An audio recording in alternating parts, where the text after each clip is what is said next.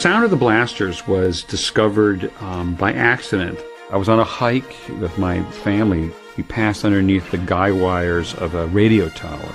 I bumped against it, and the wire made a twanging sound.